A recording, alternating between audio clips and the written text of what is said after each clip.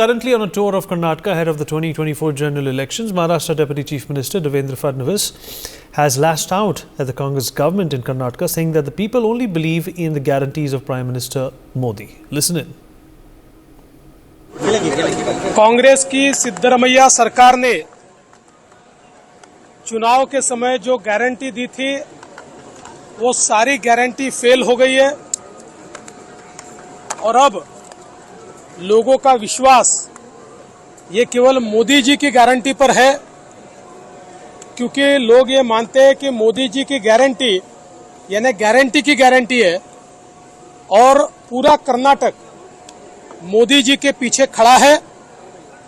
एक अनप्रेसिडेंटेड अभूतपूर्व इस प्रकार की विजय कर्नाटक में लोकसभा के चुनाव में बीजेपी को हासिल होगी और हम लोग रिकॉर्ड विन के साथ कर्नाटक में जीतेंगे। Vikas, my colleague, joins us on the broadcast to talk more about this. Vikas, अगर आप मेरी आवाज सुन पा रहे हैं? जी बिल्कुल विनीत, आप अपना सवाल करिए। जी, कर्नाटक में जो पानी को लेकर क्राइसिस भी हो रहा है, उससे ना ही सिर्फ कर्नाटका के लोग बल्कि पूरी देश की जनता एक तरह से जागरूक हो गई है कि कर्नाटका में हाल अभी ठीक नहीं है और इसको एक राजनीतिक मुद्दा भी बना दिया गया है।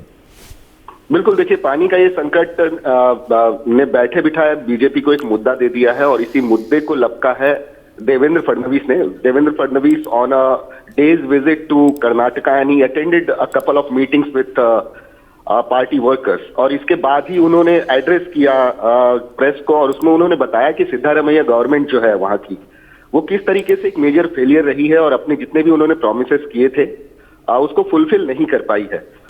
असेंबली रिजल्ट्स भले ही बीजेपी के फेवर में न रहे हों, लेकिन देवेंद्र फडणवीस जब प्रेस को संबोधित कर रहे थे तब उनको ये कॉन्फिडेंस था। उन्होंने ये कहा है कि लोकसभा के नतीजे जो हैं वो डेफिनेटली बीजेपी के फेवर में जाएंगे।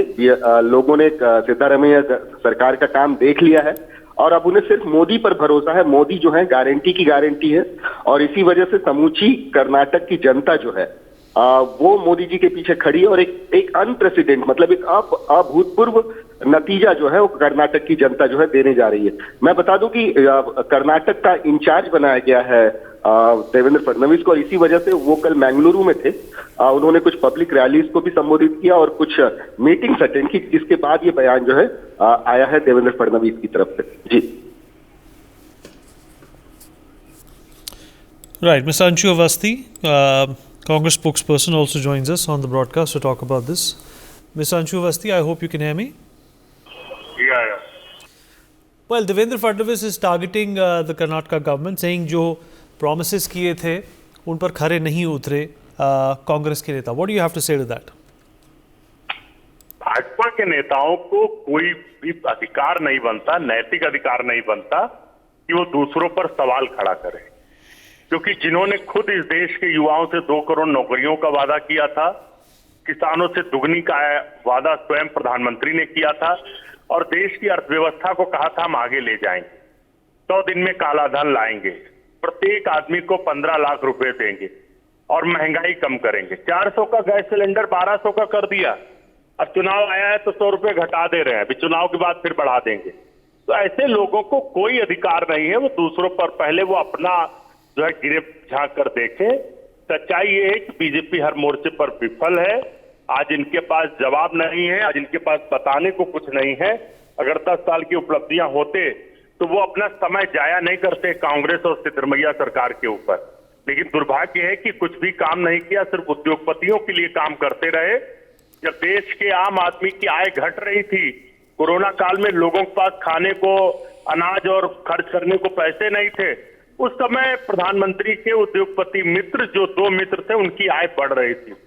तो बीजेपी का चरित्र सभी को पता है कि 16 लाख करोड़ रुपए उद्योगपतियों का माफ करते हैं, लेकिन गरीब आदमी किसान का माफ करने में इनकी नानी याद आ जाती, इनकी सांसें फूलने लगती। तो इनको कोई नैतिक अधिकार नहीं है। सुप्रीम कोर्ट ने जो इनको फटकार लगाई है इलेक्टोरल बॉन्ड पे, तो उससे मुद्दों से ध्यान भटकाने के लिए ये हेडलाइन मैनेजमेंट कर रहे हैं। अब ये चलने वाला नहीं, पूरा देश जान चुका कि भाजपा ने देश के लोगों का पैसा उद्योगपतियों को दिया है और इलेक्टोरल बॉन्ड के रूप में वापस रिटर्न में लिया है।